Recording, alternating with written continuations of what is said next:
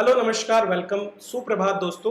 मैं हूं घनश्याम शर्मा और आरएस जंक्शन चैनल पर एक बार फिर से कक्षा 9 जो कि Rajasthan board of secondary education की बुक है, साइंस की या विज्ञान विषय की, उस पर हम चर्चा कर रहे हैं।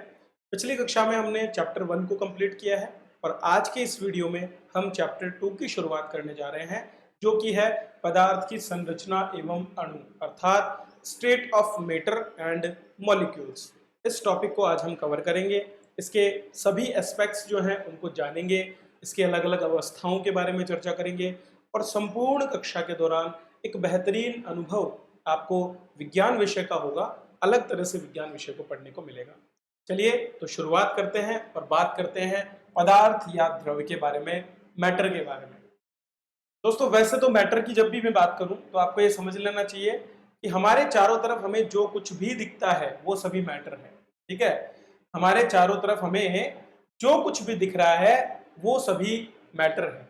चाहे आप पानी को देख रहे हो, ठीक है, चाहे आप हवा को देखते नहीं है लेकिन महसूस करते हैं, आप खाने में नमक का प्रयोग करें, आप पढ़ने के लिए किताब का प्रयोग करें, आप कंप्यूटर का प्रयोग करें, अभी जिस मोबाइल का प्रयोग कर रहे हैं, मैं जिस स्क्रीन का प्रयोग कर रहा हूं, जिस मकान में मैं रह रहा हूं, ये सारी चीजें जितनी भी विजिबल हमको होती है, जिनको हम देख सकते हैं, कुछ चीजें ऐसी जिनको हम नहीं भी देख सकते, जैसे कि हवा जो गैसें होती है, तो जो कुछ चीजें हमारे आसपास स्थान घेरती हैं जिनमें द्रव्यमान होता है, पहली वस्तु क्या, पहला तो वो स्थान घेरेगी, कुछ ना कुछ स्पेस को वो ऑक्यूपाई करती है। दूसरा उसमें होता है द्रव्यमान, मास, मतलब अगर उसको हम किसी क्षेत्र विशेष में रखना चाहें तो हम उसे रख सकते हैं। ठीक है, तो वो मास होता है उसमें। जैसे कि ये जो स्क्रीन है इसका एक मास है, मैं जो हूं मेरा एक मास है, एक आकार मेरा है, उसके अंदर एक द्रव्य भरा हुआ है। ठीक है, खाली स्थान नहीं है। जैसे कि गैस होती है तो आप देखते हो गैस को हम जब सिलेंडर में भरते हैं तो वो लिक्विड फॉर्म में हो जाती है क्योंकि हम उसको प्रेशराइज करते हैं, तो जरूर उसके अंदर कुछ ऐसा चीज मौजूद है जो कि उस स्थान को घेर रहा है। तो स्थान घेरती है, मास या द्रव्यमान उसका होता है, और जिसे 5 ज्ञानेंद्रियों द्वारा महसूस किया जा सकता है। 5 क्यों बोला? क्योंकि दोस्तों हवा को देखो ना तो हम आंखों से देख सकते हैं ना कानों से सुन सकते हैं, लेकिन हम उसे महसूस करते हैं हमारी त्वचा से। जब वो चलती है तो वो हमारे शरीर को टकराती है और उस टक्कर को हम महसूस करते हैं। ठीक है, तो 5 ज्ञानेंद्रियों द्वारा महसूस किए जाने वाला कोई भी वस्तु जो स्थान घेरती है, जिसमें द्रव्यमान होता है और जिसे महसूस किया जा सकता है, वो द्रव्य या फिर पदार्थ कहलाता है। द्रव्य और पदार्थ का आपको क्लियरली जो है अंदाजा हो गया होगा कि द्रव्य या पदार्थ क्या होता है। जब हम कहते हैं कि द्रव्य का द्रव्यमान होता है, इसका अर्थ है कि इसका भार होता है। हम ये क्यों कह रहे हैं? क्योंकि दोस्तों हम जानते हैं कि कार्य, आप आगे पढ़ेंगे, कार्य जो होता है वर्क इक्वल्स टू होता है मास इनटू एक्सेलरेशन। ठीक है, वर्क इक्वल्स टू क्या होता है? Mass into acceleration. अभी इसके अंतर्गत समझने की जो लायक चीज है वो यह है कि कोई भी वस्तु जो है, द्रव्यमान तो उसका नियत होता है लेकिन उसका भार जो है ना वो परिवर्तित होता रहता है, क्योंकि यही वर्क जो है जब हम फोर्स के रूप में या भार के रूप में देखते हैं तो ये m इंटू जी हो जाता है। ठीक है, यहां पर m होता है हमारा द्रव्यमान, g होता है हमारा त्वरण, गुरुत्वाकर्षण बल, जो गुरुत्वीय त्वरण हमारे ऊपर लग रहा है। तो ये जो फोर्स, जो गुरुत्वाकर्षण बल हम पर लगता है, दरअसल यही हमारा वेट हो जाता है। ठीक है, जो भार जो है ना, वो भार, इसी फोर्स को हम कहते हैं। तो पृथ्वी पर जब हम रहते हैं, पृथ्वी पर हमारे गोल पृथ्वी पर जब भी कोई वस्तु होती है तो उस पर नीचे की तरफ एक गुरुत्वीय त्वरण लगता है, इस वस्तु का कुछ मास होता है, और ये मास को जब आप इस गुरुत्वीय त्वरण से मल्टीप्लाई करते हो तो जो चीज आती है उसको हम भार कहते हैं। ठीक है, तो यहां पर आप ये द्रव्यमान और भार में एक अंतर मैं आपको बता देता हूं कि द्रव्यमान आपका नियत है, आप पृथ्वी पर रहो चाहे चंद्रमा पर, मेरे शरीर में जितनी हड्डियां हैं उतनी ही रहेगी, लेकिन जब आप चंद्रमा पर जाओगे तो आपका भार 6 गुना कम हो जाएगा। 6 गुना कम होने के पीछे कारण क्या है कि वहां पर गुरुत्वीय त्वरण जो है ना वो 6 गुना कम हो जाएगा। अब आप इस g को g/6 कर दोगे तो ये mg/6 हो जाएगा। तो इस तरह से आपका जो फोर्स था वो भी F/6 हो जाएगा ना, तो mg/6 होने की वजह से ऐसा होगा। तो वही मैं कह रहा हूं कि आपका भार परिवर्तित होता रहता है क्योंकि ये गुरुत्वीय त्वरण पर निर्भर करता है, लेकिन आपका जो वस्तु है उसका द्रव्यमान नियत होता है। अब यहां पर एक लाइन लिखी हुई है कि एक वस्तु जितनी अधिक भारी होगी उतना ही अधिक उसका द्रव्यमान होगा। एक पिंड के बारे में ये सही है। अगर हम पृथ्वी पर बात करें तो पृथ्वी पर मान लो एक वस्तु का भार है 20 किलो, दूसरी वस्तु का भार है 40 किलो। अब दोनों में त्वरण तो बराबर है, गुरुत्वीय त्वरण तो दोनों पे बराबर लग रहा है, जी, जो भी जी का मान है वही लग रहा है। तो फिर क्या होगा, जब जी नियत हो गया तो केवल एम में ही तो बदलाव होगा। तो 20 से 40 होने पर इसका एम या मास बढ़ जाएगा। तो जितनी अधिक भारी वस्तु होगी उतना ही अधिक उसका द्रव्यमान होगा। द्रव्य स्थान घेरता है, इसका अर्थ है उसका आयतन होता है। मैंने आपको बोला था ना, द्रव्य स्थान घेरता है। आप बाल्टी में जल को डालिए, वो जल की एक स्तर को है ना पूरा भर देगा। आप सिलेंडर में हवा डालिए, वो उस क्षेत्र को भर लेगी। जैसे ये कमरा है, कमरे में हवा भरी है, तो इस कमरे में जितनी भी हवा भरी है ना, उसकी मात्रा को हम उसका आयतन बोलते हैं, जो क्षेत्र उसने घेरा हुआ है। तो द्रव्य स्थान घेरता है मतलब उसका आयतन होता है। तो किसी भी द्रव्य द्वारा घेरे गया जो स्थान है वो उसका आयतन कहलाता है। जबकि द्रव्यमान क्या होता है, द्रव्यमान जो सहनती उसमें होती है, जो कण जो होते हैं, उन कणों की मात्रा को सबको मिला करके हम द्रव्यमान कहते हैं। जैसे कि एक परमाणु भी जो होता है उसका भी एक द्रव्यमान होता है, फिक्स्ड द्रव्यमान होता है। इसी तरह से बहुत से परमाणु मिलकर अणु बनाते हैं, अणु मिलकर के तत्व बनाते हैं, तो उस तत्व का भी एक जो है क्या होता है, एक द्रव्यमान होता है। जबकि आयतन क्या होता है, किसी भी द्रव्य द्वारा घेरा गया जो स्थान होता है वो उसका आयतन कहलाता है। ठीक है, क्योंकि ये शब्द आगे आपके आएंगे, आपको क्लियर होना पड़ेगा कि ये शब्द क्या है, उन्हें समझना पड़ेगा। चलिए आगे बढ़ते हैं। तो द्रव्य के गुणधर्म आप देख लीजिए, द्रव्य के गुणधर्म क्या है दोस्तों। द्रव्य के कणों के मध्य रिक्त स्थान होता है, बिल्कुल सही बात है। जो द्रव्य के कण होते हैं, मान लीजिए आपने किसी सिलेंडर में एलपीजी गैस भरी है, ये आपका एक सिलेंडर है, ठीक है, और इसमें आपने भर दी एलपीजी गैस, सिलेंडर में आपने एलपीजी गैस भर दी। अब एलपीजी गैस के जो छोटे छोटे इसके अणु होते हैं, ये कभी भी बिल्कुल पास नहीं रहेंगे, ठीक है, इनके बीच में एक निश्चित दूरी हमेशा विद्यमान होती है। तो कणों के बीच में रिक्त स्थान होता है, ये बात बिल्कुल सही है। अब ये रिक्त स्थान जो है ये कम या ज्यादा होता रहता है। तो जब ये बहुत ज्यादा हो जाता है तब तो आपके बन जाती है हवा या गैस, ठीक है, गैस की अवस्था में आ जाता है। और जब ये बिल्कुल कम हो जाता है तब आपका बन जाता है ठोस। जैसे कि आप बर्फ देखते हैं तो बर्फ में क्या होता है, कण बिल्कुल पास में होते हैं, इसलिए वो ठोस अवस्था में होता है। जब आप गैस को देखते हैं वो कण दूर हो जाते हैं, इसलिए वो गैसीय अवस्था में होता है। लेकिन रिक्त स्थान सभी में होता है, चाहे वो द्रव हो, चाहे वो ठोस हो, या फिर वो गैस हो। इसके बाद बात आती है कि द्रव के कण निरंतर गतिशील रहते हैं। जी ये बिल्कुल सही है। हालांकि जो ठोस तत्व होते हैं उनके जो कण है वो निरंतर गतिशील नहीं होते। ठोस में कण आपस में एक दूसरे से बहुत ही मजबूत बंधन से बंधे हुए होते हैं, इसलिए वो आसानी से टूट नहीं सकते।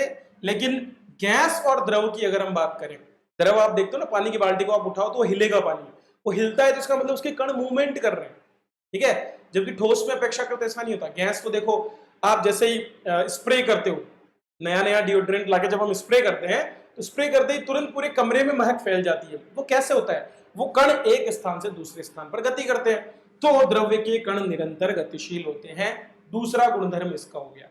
तीसरा, यहां से देखो आपको एबीसीडी वाला ऑप्शन आ सकता है, कौन सा एक द्रव्य का गुणधर्म नहीं है, कौन सा एक द्रव्य का गुणधर्म है, इस तरह के प्रश्न। या सीधा सीधा आपको मेंस में आंसर राइटिंग में 2 नंबर का प्रश्न पूछ लेगा, द्रव्य के कोई 2 गुणधर्म लिखिए, क्योंकि स्टेट ऑफ मैटर हमारे सब्जेक्ट में है। द्रव्य के कण एक दूसरे को आकर्षित करते हैं, बिल्कुल सही बात है। जो द्रव्य के कण होते हैं वो गतिशील रहते हैं, उनमें उच्च ऊर्जा होती है और वे आपस में एक दूसरे की ओर आकर्षित भी होते हैं। तो ये है आपके किसी भी द्रव्य के गुणधर्म। अब बात करते हैं द्रव्य के प्रकारों की। तो इन्हीं गुणधर्मों के आधार पर द्रव्य अलग अलग प्रकार के होते हैं। तो यहां पर जो हम द्रव्य के प्रकार जो बात करेंगे वो दरअसल उस द्रव्य में उपस्थित जो कण हैं उनके आधार पर बात करेंगे। मतलब एक द्रव्य आपके पास में है, उसमें कौन कौन से कण उपस्थित है उसके आधार पर हम चर्चा कर रहे हैं। तो देखिए, पहला हमने बोला शुद्ध द्रव्य, प्योर मैटर, दूसरा हमने बोला अशुद्ध द्रव्य, इम्प्योर मैटर। जब आप शुद्ध द्रव्य की बात करते हो तो आप क्या कहते हो कि मान लीजिए एक बॉक्स है, उसमें आपने इस द्रव्य को भरा हुआ है, तो इस बॉक्स में उपस्थित इस द्रव्य का प्रत्येक जो कण है वो एक जैसा है, ठीक है, उसमें कोई अंतर नहीं है। तो आपको यहां दिख रहा होगा ना कि हर एक कण एक जैसा है। लेकिन तो ये शुद्ध द्रव्य हो गया, ऐसा द्रव्य जिसमें एक ही प्रकार के घटक या अवयव होते हैं। जैसे कि एक बाल्टी में भरा हुआ शुद्ध पानी, उसमें क्या होगा, उसमें सारे ही H2O होंगे, जितने भी तत्व हैं वो सब H2O हैं। तो वो क्या हो गया, एक शुद्ध द्रव्य हो गया, बिल्कुल शुद्ध पानी, उसमें कोई अशुद्धि नहीं होनी चाहिए, ठीक है। जैसे कि लोहा, सोना, जल, ऑक्सीजन, इनमें ऑक्सीजन सिलेंडर में केवल ऑक्सीजन होगी अगर, तो वो क्या होगा, वो शुद्ध द्रव्य या प्योर मैटर होगा। तो इसमें आते हैं आपके तत्व और यौगिक। तत्व और यौगिक, अब आप ऐसा मत सोचना कि सर यौगिक में तो जो है एक से अधिक परमाणु अणु होते हैं। यौगिक में एक से अधिक अणु होते हैं, ठीक है, वो बात सही है, लेकिन वहां पर उसकी संरचना तो एक जैसी होती है। अब H2O में 2 हाइड्रोजन और 1 ऑक्सीजन हमेशा रहेगा, तो ये ऐसा ही दिखेगा आपको हर बार, ये भी हर बार ऐसा दिखेगा, ये भी हर बार। तो ये एक जैसे घटक या अवयव उसमें उपस्थित होने की वजह से ये यौगिक भी शुद्ध द्रव्य के अंतर्गत आता है। जब भी आप तत्व या यौगिक की बात करते हैं, एलिमेंट और कंपाउंड, क्या बोलेंगे, एलिमेंट और कंपाउंड। तो एलिमेंट और कंपाउंड आपके क्या हैं, वो शुद्ध द्रव्य हैं। फिर आते हैं आपके अशुद्ध द्रव्य, इसको बोलते हैं हम इम्प्योर मैटर। इम्प्योर मैटर मतलब जहां पर आपके 2 या 2 से अधिक तत्व या 2 या 2 से अधिक यौगिक मिल जाते हैं एक जगह पर। जैसे कि मान लो इसमें मैं नमक घोल दूं, तो क्या होगा, इसमें जैसे ही मैंने नमक घोला NaCl इसमें आ जाएगा। तो जैसे ही मैंने NaCl घोला तो क्या हो जाएगा, ये परिवर्तित हो जाएगा। जैसे मान लो इसमें हमने ये नमक घोल दिया, तो अब क्या हो गया, ये इम्प्योर हो गया। ये नमक क्या करेगा, बीच बीच में जाकर के बैठ जाएगा। अभी इसको हम क्या बोलेंगे, अभी हम इसको इम्प्योर बोलेंगे। पहले हम इसको प्योर बोल रहे थे क्योंकि जल था, लेकिन जैसे ही हमने इसमें नमक खोला ये इम्प्योर हो गया है, ठीक है। तो ऐसे द्रव्य जिसमें एक से अधिक प्रकार के घटक या अवयव होते हैं उन्हें अशुद्ध द्रव्य कहते हैं। जैसे कि शीतल पेय, कोल्ड ड्रिंक्स जो होते हैं ना हमारे, उनमें ऑक्सीजन घुलित कार्बन डाइऑक्साइड होती है, सोडा होता है। मिट्टी में अलग अलग तरह के तत्व होते हैं, वायु, तो ये मिश्रण होता है। मिश्रण जो होता है ना उसको अशुद्ध द्रव्य, कोई भी मिक्सचर होगा वो अशुद्ध द्रव्य होगा। जैसे शिकंजी आप बनाते हो, कोई भी जूसेस आप बनाते हो, आइसक्रीम बोलते हो, और भी बहुत सी चीजें बोलते हो वो, ठीक है। चलिए, तो यहां से आप इसको समझ सकते हो। द्रव्य मैटर जो है, अब उसके 2 रूप हैं। पहला, क्या इन्हें भौतिक रूप से अलग किया जा सकता है?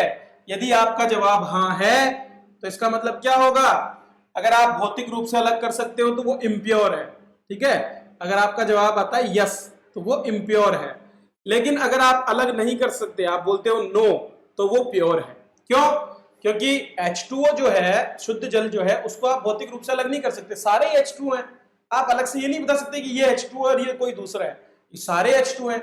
जिसको अलग नहीं किया जा सकता बाहरी रूप से, उसे शुद्ध कहा जाता है, ठीक है। और जिसे अलग किया जा सकता है उसे अशुद्ध कहा जा सकता है।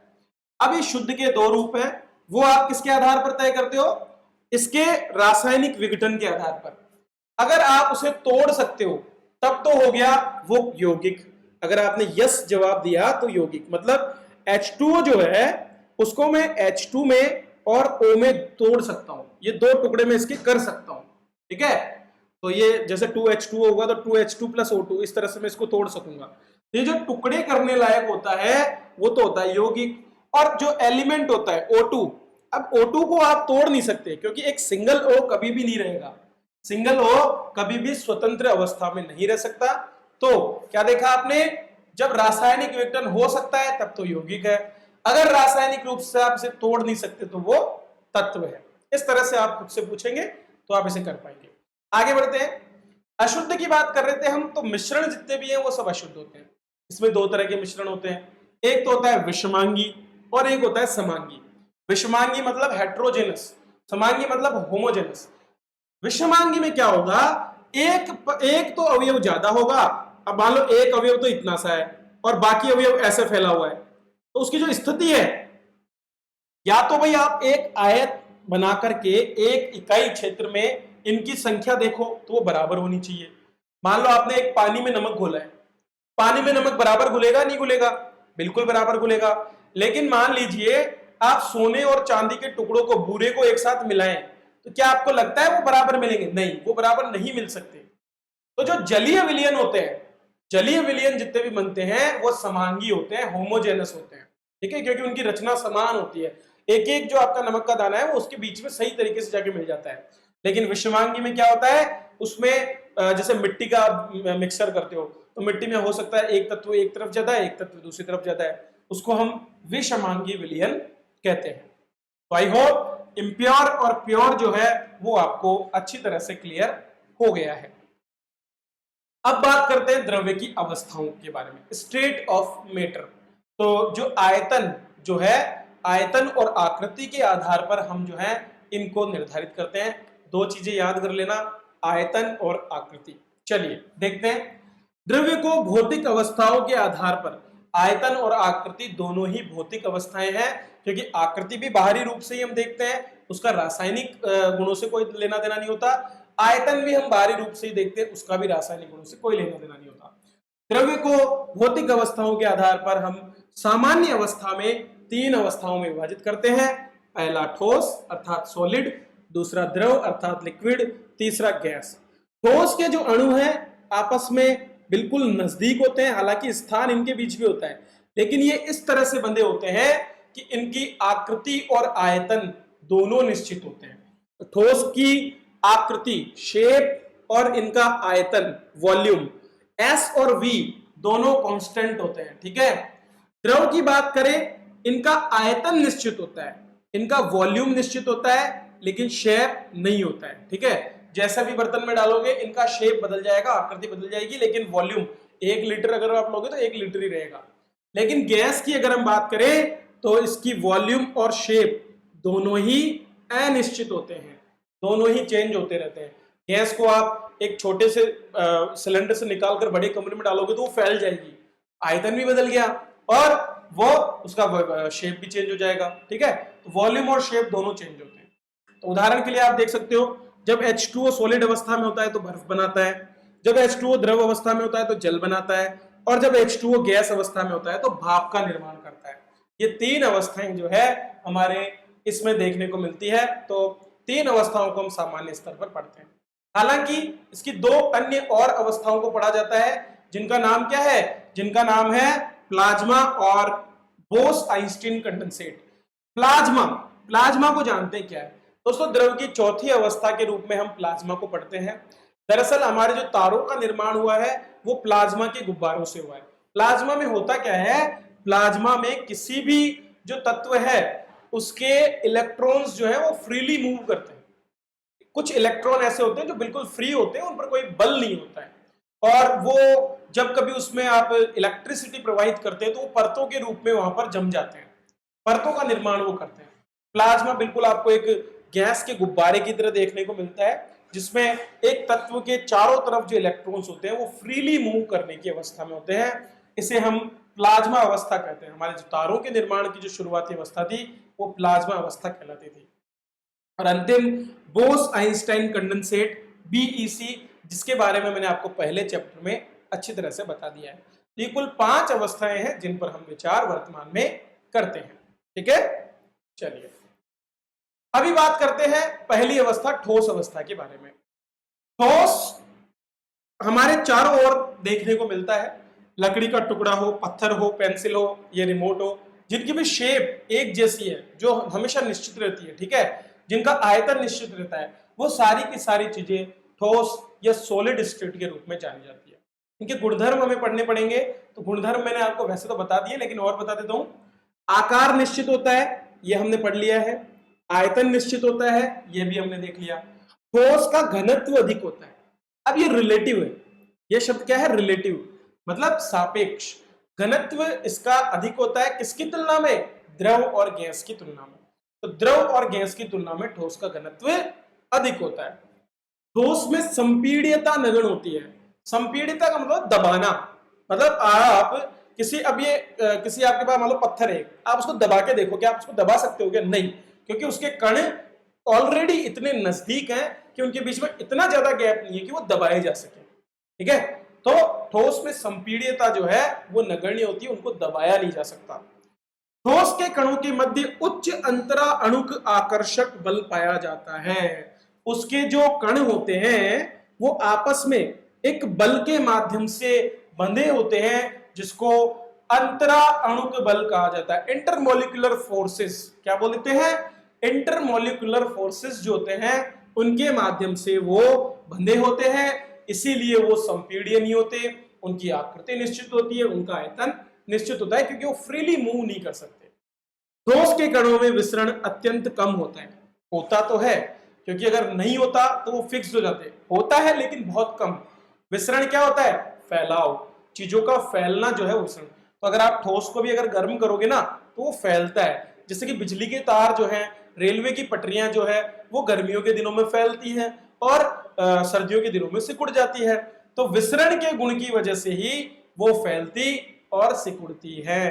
ठीक है, चलिए आगे बढ़ते हैं। अब बात करते हैं द्रव के बारे में। द्रव अवस्था या लिक्विड स्टेट क्या होती है? जल हो गया, सरसों का तेल, जो भी लिक्विड्स आप यूज करते हो सारे। आयतन निश्चित होता है, मैंने पहले ही आपको बता दिया। आकृति निश्चित नहीं होती, जिस भी पात्र में आप डालोगे उसी का आकार ये ले लेंगे। और इनके गुण ठोस और गैस जो दोनों अवस्थाएं उनके बीच की अवस्था के होते हैं। ठीक है, चलिए तो इनके गुणधर्मों को देख लेते हैं हम। द्रव अवस्था के निम्नलिखित गुणधर्म है। पहला, आकार अनिश्चित है, बदलता रहता है।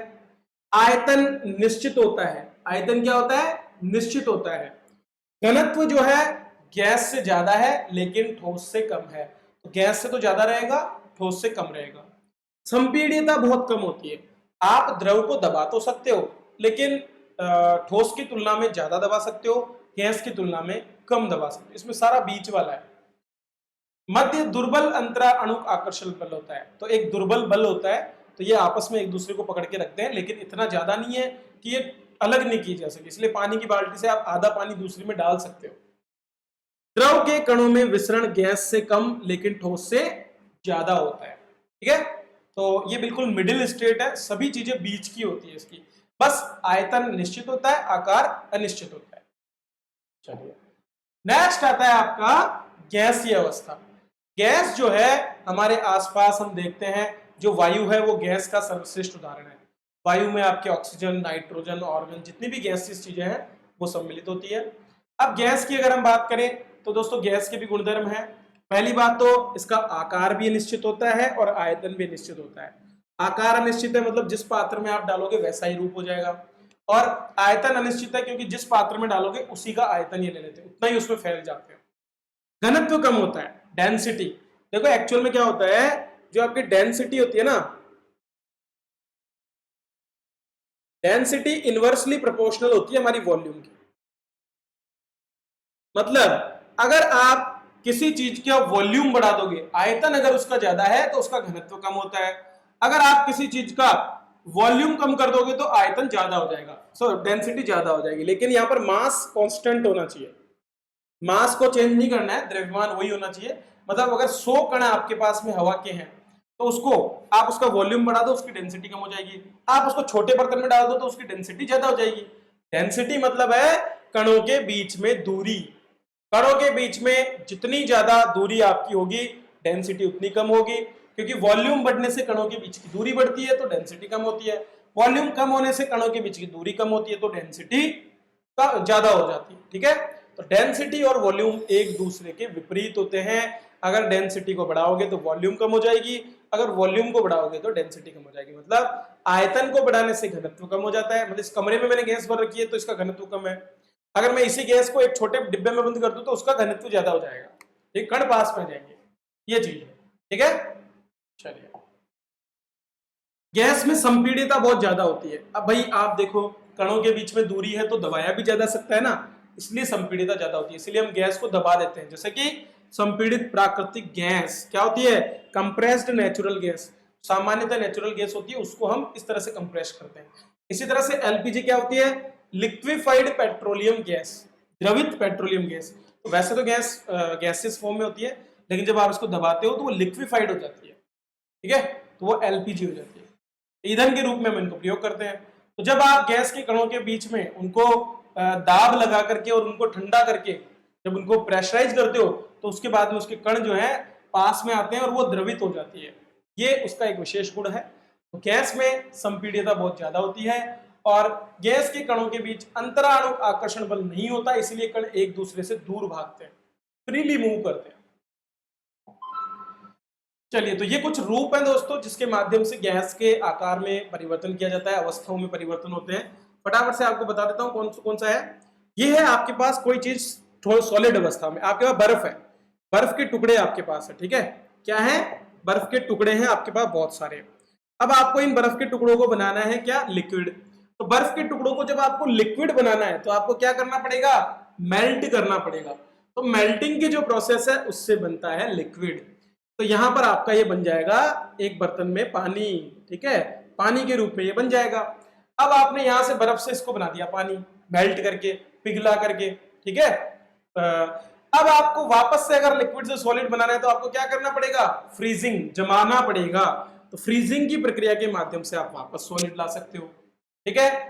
आपके पास लिक्विड है, बाल्टी में पानी भरा है, आपको गैस बनाना है तो गैस के लिए क्या करना पड़ेगा, गर्म करना पड़ेगा, वेपोराइजेशन या वाष्पीकरण। वाष्पीकरण के माध्यम से लिक्विड गैस बन जाता है। वाष्प बनती है ना, जब पानी समुद्र का गर्म होता है वाष्प बनता है, वो वाष्पीकरण होता है।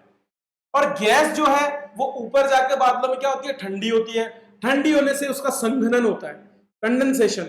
संघनन के माध्यम से ये गैस क्या होती है, वापस से लिक्विड बन जाती है। क्लियर है।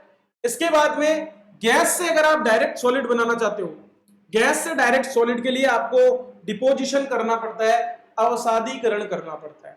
तो गैस जो होती है वो अवसादीकरण के माध्यम से सीधी सॉलिड बन जाती है। और सॉलिड से गैस बनाने के लिए आपको सब्लिमेशन करना पड़ता है, जिसको हम बोलते हैं ऊर्ध्वपातन। तो कई ऐसे तत्व होते हैं जो आप डायरेक्ट क्या कर सकते हो, उसको गैस बना सकते हो। जैसे कि कपूर जो होता है, नौसादर जो होता है, उनको आप गर्म करो, वो सीधे गैस बनते हैं, लिक्विड बनते ही नहीं। और गैस से आप डायरेक्ट प्लाज्मा बना सकते हो। देखो, आप सॉलिड और लिक्विड से केवल गैस बना सकते हो, प्लाज्मा नहीं बना सकते। प्लाज्मा गैसों का ही बनता है। तो गैस को जब आप आयनीकरण करते हो, आयोनाइजेशन जब करते हो, उसमें इलेक्ट्रिसिटी प्रोवाइड करते हो, तो उसके इलेक्ट्रॉन्स चार्ज होकर फ्री हो जाते हैं और फिर वो पहुंचता है प्लाज्मा के स्टेट में, और प्लाज्मा का रिकॉम्बिनेशन करने से वो वापस गैस में आ जाता है। तो ये कुछ प्रक्रियाएं हैं, ये चार्ट आप याद कर लेना, ये चार्ट आपको बहुत मदद करेगा इन सभी चीजों को समझने में। और जैसे जैसे आप सॉलिड से प्लाज्मा की तरफ जाते हो, एंथैल्पी बढ़ती है। तो एंथैल्पी ऊर्जा क्या होती है, इस पर हम हमारी अगली कक्षा में बात करेंगे। दोस्तों, मैं उम्मीद करता हूं आपको ये बहुत अच्छा लगा होगा, ठीक है। और इसके अलावा आप मेरे साथ जुड़ सकते हो, मेरे पास ऐसे बहुत से कोर्सेज आपके लिए अवेलेबल है जिनसे आप अपनी तैयारी कर सकते हो। तो हमारा सोशियोलॉजी आरएस मेंस पेपर 1 का कंप्लीट कोर्स लॉन्च हो चुका है।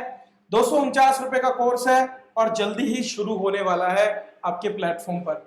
चलिए इसकी डिटेल्स पर बात कर लेते हैं। दो तरह से आप इसको परचेज कर सकते हो, 365 और 700 दिन का ये कोर्स है, ठीक है। और लाइव क्लासेस इसमें होगी, पीडीएफ नोट्स आपको मिलेंगे एप्लीकेशन पर, असाइनमेंट मिलेंगे मेंस एग्जाम के लिए। तो मेन एग्जाम की अगर आप प्रिपरेशन कर रहे हो आरएस की, असाइनमेंट यहाँ से पढ़ सकते हो। लाइव क्लास रिकॉर्डिंग्स होगी वहां पर, जब भी क्लास हो जाएगी उसके बाद में पूरी एक डिटेल्ड कोर्स इसमें बनाया गया है। सारे के सारे टॉपिक्स आपके जो है वो इसमें कवर किए गए हैं।